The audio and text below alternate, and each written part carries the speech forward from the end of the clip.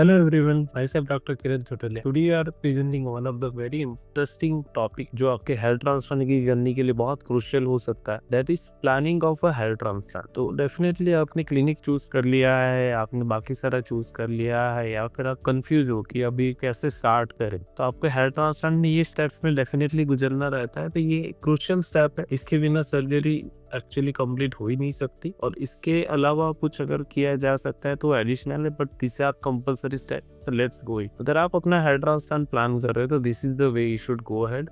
आपका जब कंसल्टेशन होता है तो ये सारी चीजें होनी चाहिए, ये सारी चीजों के बारे में आइडिया आपका होना चाहिए. तो whenever you take a consultation from any reputed clinic और एनी सिंपल क्लिनिक और आपके डॉक्टर्स जो समझाए, तो ये सारी चीजें डेफिनेटली आपको कवर करनी रहती है. दोस्तों, ये सारे स्टेप्स है जो 7 स्टेप्स हमने बताया, let's follow them and I will guide you on them कि how to plan in the way. तो दोस्तों, सबसे पहला है baldness assessment.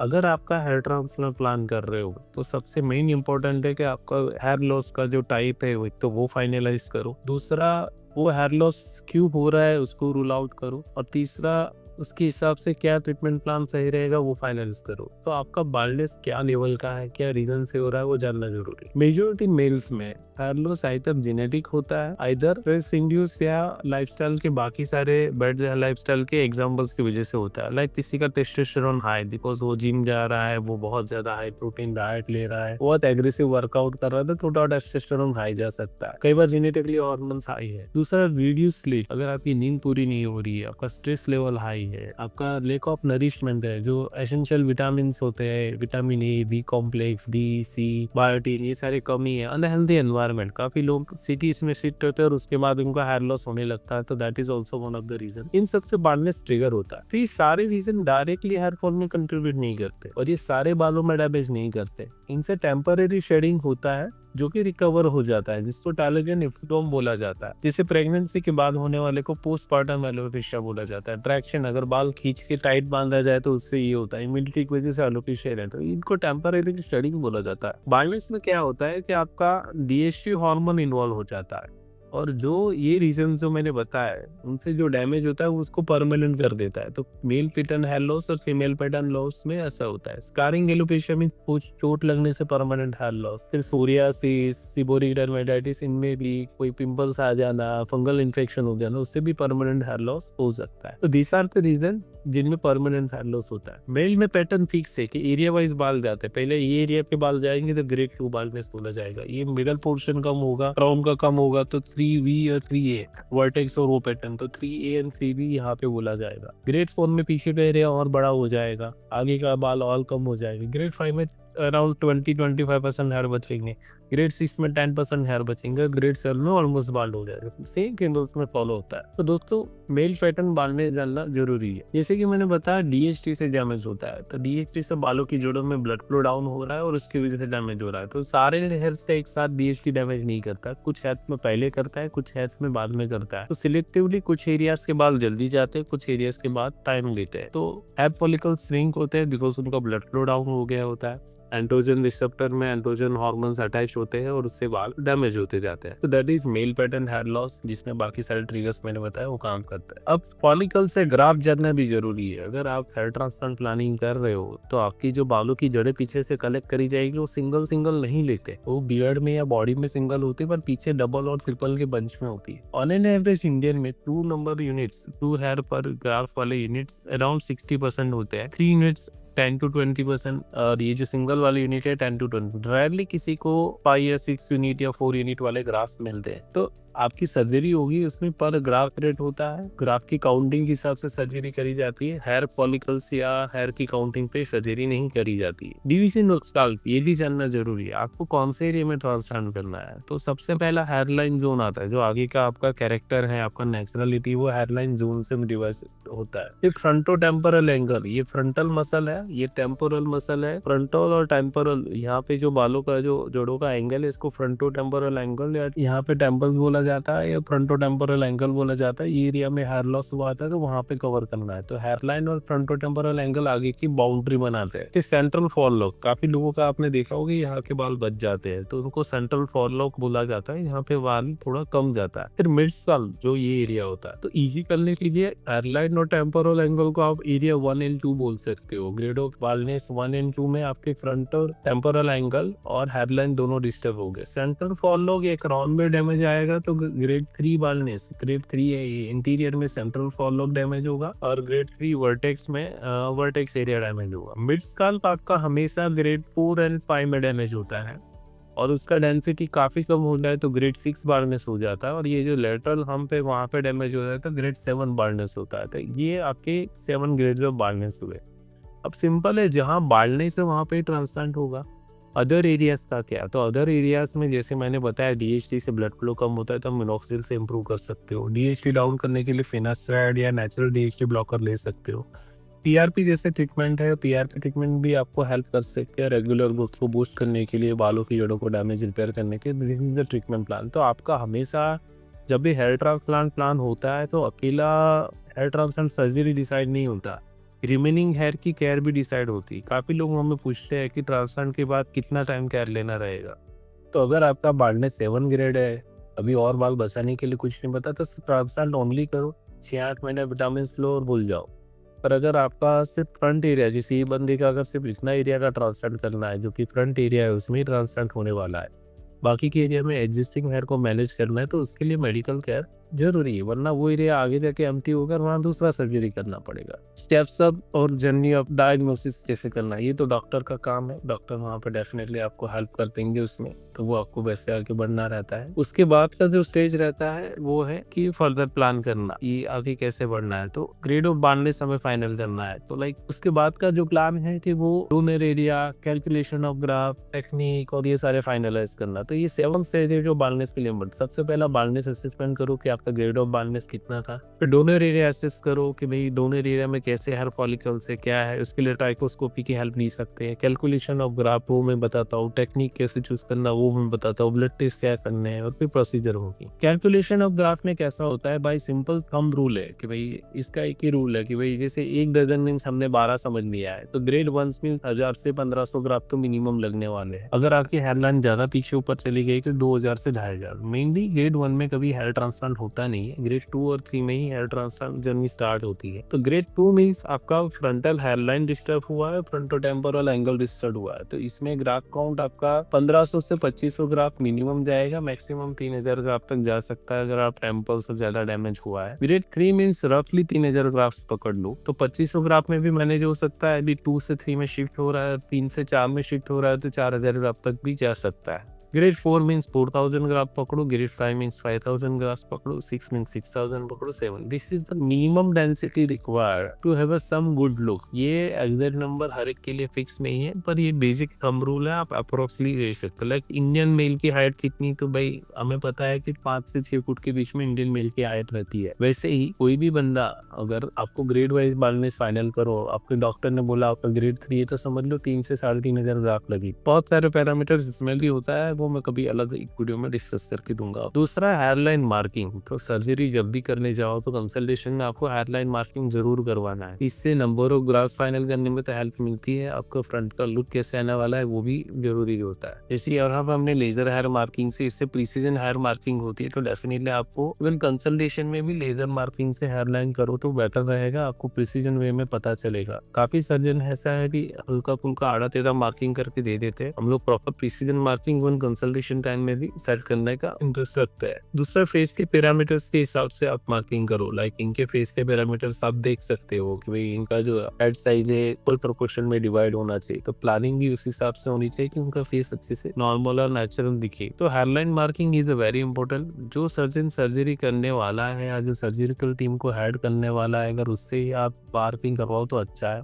Donor area assessment भी बहुत जरूरी है। आप देख रहे हो कितना डिटेल में डोनर एरिया असेसमेंट किया है कि thick area, thin area, temples के लिए ये वाले बाल दिए जाते हैं। मेन जोन यहाँ से स्टार्ट होता है, यहाँ से वाले इसके ऊपर ओवर हार्वेस्टिंग नहीं करना है। फिर जो क्राउन एरिया आप देख सकते हो उसमें angle and direction of hairs भी हमने फाइनल किया है कि ये डायरेक्शन में हेयर जाएंगे, ये एंगल से बाल जाएंगे। आगे के एरिया में भी आप देख सकते हो ये नोज जोन है, तो उसको हमने डिफरेंशिएट किया कि यहाँ ट्रांसफर नहीं होना, ये हेयर लाइन जोन है। ये फ्रंटो टेम्पोरल एंगल का जो एस्थेटिक है वो मेंटेन किया गया है। तो this are the proper marking. अलग अलग टूल यूज होते हैं, हम लोग मेजरली लेजर मार्किंग प्रेफर करते हैं। काफी लोग अपने रेडीमेड फॉर्मेट के ऐसे आते हैं मेटल इंस्ट्रूमेंट, वो भी यूज करते हैं, बट अलग अलग साइज का हेड होता है, अलग अलग टाइप का हेड होता है, तो we prefer individual marking rather than having a fix proforma. Laser marking is best, you can try that whenever you go for a consultation. आपका बाल्डनेस असेसमेंट हो गया, आपका हेयर लाइन प्लानिंग हो गया। Now the technology. तो दो type की technology है दोस्तों, एक है एफयूटी और एफयूई। अभी एफयूटी थोड़ी आउटडेट हो गई। ऑलमोस्ट इंडिया में गिने चुने सर्जन 5 से 10 सर्जन ही है जो प्रीफर करते हैं एफयूटी करना, और वो भी एफयूटी के साथ एफयूई भी मिक्स कर रहे हैं। पहले वो बोलते थे एफयूटी अच्छा है एफयूई से, अभी वो बोल रहे नहीं दोनों अच्छे हैं। तो दोस्तों मेरे लिए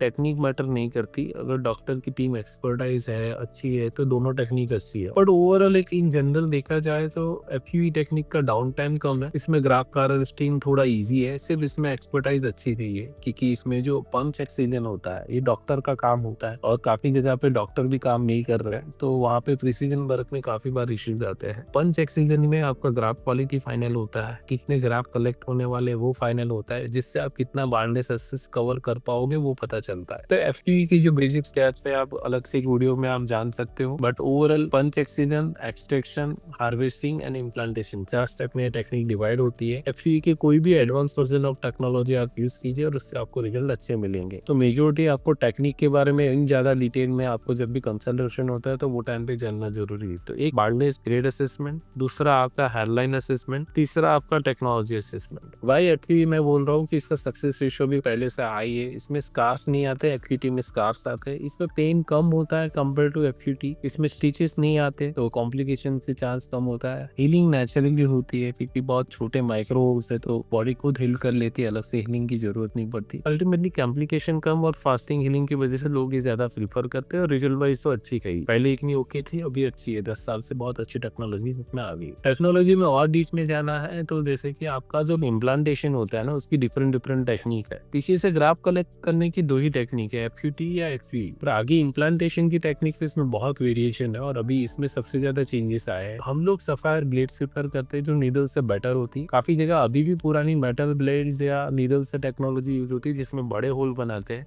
जब भी बड़ा होल बनेगा, लाइक मैंने इतना बड़ा होल बनाया और उसके अंदर में पतला बाल लगाया, तो इधर इधर मूव होता है। दूसरा वो हील भरने में स्किन में स्कार टिश्यू ज्यादा बनता है, तो ब्लड सप्लाई कम रहता है। तो पहले तो बाल आड़ा टेढ़ा ग्रो करेगा, क्योंकि सिंपल है, अगर ये मैंने बहुत बड़ा होल बनाया है, अराउंड इतनी साइज का होल बनाया है और उसके अंदर मैं प्लांट कर रहा हूँ, तो ये बाल डायरेक्शन चेंज हो जाएगा। ग्रोथ है, आप अगर इस तरफ देखो तो ऐसी वाली आड़ी टेढ़ी आएगी। अगर एक छोटा होल बनाते उसमें ग्राफ डालता हो तो एक तो ब्लड कनेक्शन जल्दी जुड़ेगा, स्कार टिश्यू कम डेवलप होगा, और डायरेक्शन और जैसा मैं सेट करूंगा उस हिसाब से डायरेक्शन फिक्स हो जाएगी। अगर मैंने 5 बार इसी डायरेक्शन में सेट किए तो 5 बार इसी डायरेक्शन में ग्रो करेगा। तो सफायर ब्लेड, खास करके माइक्रो सफायर ब्लेड आपको हेल्प कर सकते हैं, उससे इम्प्लीमेंटेशन ईजी हो जाता है। तो ये उसके एडवांटेज है। दूसरे भी कुछ बेसिक एडवांटेज है इसमें, जैसे कि ब्लीडिंग कम होता है, हीलिंग फास्ट होती है और डेंसिटी ज्यादा आती है। तीनों एडवांटेज तो है, पर मेन एंगल डायरेक्शन अच्छी होती है और सक्सेस रेशियो अच्छा मिलता है। 100 में से 100 बाल ग्रो करने का चांस है अगर आपने छोटे होल बना के इसमें ग्राफ डाला।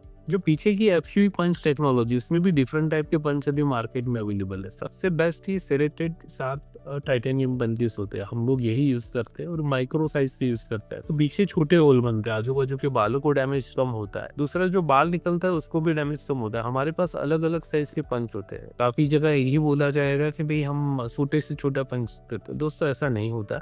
एक रेंज होती है कि हम 0.7 से लेके 0.85 के पंच यूज करें, तो उसमें ग्राफ क्वालिटी भी अच्छा मिलेगी। क्योंकि छोटा पंच यूज करना मीन्स ड्रिलिंग में भी ध्यान देना रहता है कि वो जो ग्राफ निकलने वाला है उसमें डैमेज ना हो जाए। बड़ा पंच यूज करना दैट मीन्स आजू बाजू के बालों को डैमेज ना होता है, तो इसको बैलेंस आउट करना रहता है। सिरेटेड पंच से फाइन मूवमेंट होती है, प्रिसीजन वर्क होता है और स्ट्रेस कम पड़ता है, तो डॉक्टर जल्दी ज्यादा ग्राफ्स निकाल पाता है विदाउट एनी डैमेज। तो ये पंच टेक्नोलॉजी के बारे में भी आपको जानना है कि आपकी टीम कौन सा पंच यूज करने वाली। तो whenever you go for a surgery, always try to find out कि भाई आपकी टीम कौन से पंच है, कौन से इंस्ट्रूमेंट यूज करनी है। रादर देन फाइनलाइजिंग कि भाई नहीं ये वाला अच्छा रहेगा, ऐसा वाला नहीं। तीसरा इम्प्लांटेशन का थर्ड टूल होता है कि जो आपने स्लिट मेकिंग किया है, होल बनाए सफाई लीड से या नीडल से, उसके अंदर में कैसे ग्राफ को अंदर पुश किया जाता है। अब जो ग्राफ का ये स्ट्रक्चर होता है ना, लोअर पोर्शन, वो पूरा इंपॉर्टेंट होता है। पहले ऐसा बोला जाता है कि ब्लैक डॉट इंपॉर्टेंट रहता है, पर अभी के जमाने में पूरा का पूरा एंटायर स्ट्रक्चर को इम्पोर्टेंट माना जाता है। उसमें स्टेंसिल रहते हैं, मैंने एक वीडियो में पूरा एक्सप्लेन किया है। आप अगर हमारा ग्राफ कैसे शेड होता है, ग्राफ क्या होता है, इसके बारे का वीडियो देखोगे तो इसमें समझ में आएगा। तो ये इसको नोन रूट टच टेक्निक से हम कीप इम्प्लांटर में लोड करके डालते हैं। बाकी सेंटर में कई जगह पे फॉर्सेप भी यूज़ किया जाता है। फॉर्सेप से डायरेक्टली लगाओ तो थोड़ा आर्टिफिशियल लुक आता है, कई बार स्कारिंग ज़्यादा हो जाती है, ग्राफ के टिश्यू को डैमेज हो जाता है, तो रिजल्ट वेरिएशन बहुत आते हैं जो कि इसमें कम से कम आता है।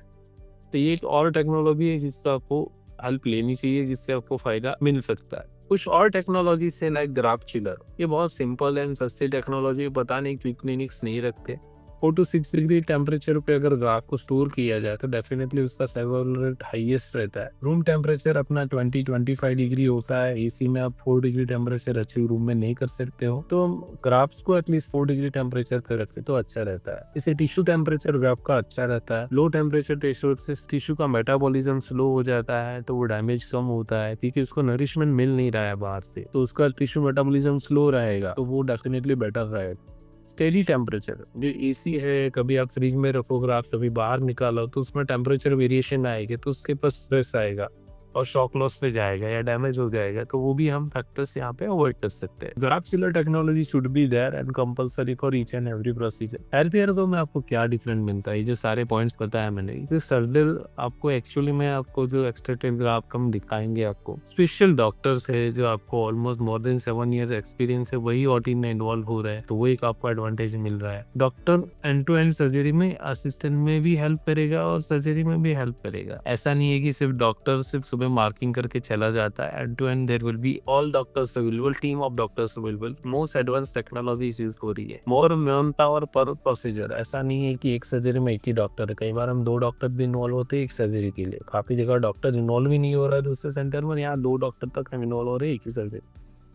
इंटरनेशनल हाइजीन स्टैंडर्ड, हम लोग सारा SOP बनाया हुआ है कि जो सारे पेशेंट में हम फॉलो करते हैं। ऐसा नहीं कि ये पेशेंट को अच्छा है, ये पेशेंट को बुरा है। OT सेटअप सारे पेशेंट के लिए सेम है, अच्छी क्वालिटी का वर्ल्ड क्लास क्वालिटी का मैनेजमेंट हमने फॉलो किया है। Most modern instrument we are using in our technology, जो मैंने अभी आपको डिस्कस किए, तो we are all covering that. There is a big panel of doctor which is working for you and there are some amazing result you can see in our website and everywhere where you will see a very good outcome in our patient. Proper planning के साथ अगर अच्छा plan करो तो result अच्छे ही आने वाले हैं, इतना आप पकड़ के लीजिए। तो दोस्तों ये हुआ टेक्नोलॉजी, ग्रेड ऑफ बार्डनेस और बाकी सारी चीजें। और जो पॉइंट्स है उसमें कवर अप होता है आपके ब्लड टेस्ट करना। दोस्तों काफी लोग हेयर ट्रांसप्लांट के टाइम सर्जरी में ब्लड टेस्ट स्किप कर देते हैं, तो वो गलत चीज है। आपको एक प्रॉपर इन्वेस्टिगेशन प्रोफाइल करनी चाहिए, जिसमें आपके हेयर लॉस के ब्लड टेस्ट भी शामिल हो और आपकी बॉडी के फिटनेस के भी ब्लड टेस्ट शामिल हो। और मेरी टीम आपको ऐसा होता है एक लिस्ट आपको फॉरवर्ड करेगी, यहाँ पे एक पैनल में दिखेगा कि ये टेस्ट है आपको हेयर लॉस के लिए करने चाहिए, ये वाले टेस्ट है आपको सर्जरी से पहले करनी चाहिए। सर्जरी पहले ये टेस्ट क्यों जरूरी है? आपका एक तो हेयर लॉस का रीजन फाइंड आउट होगा, अगर उसमें कुछ गलतियां होगी तो वो करेक्ट हो जाएगी। और जो बाकी ब्लड टेस्ट है सर्जरी की फिटनेस, वो क्यों जरूरी कि आपकी बॉडी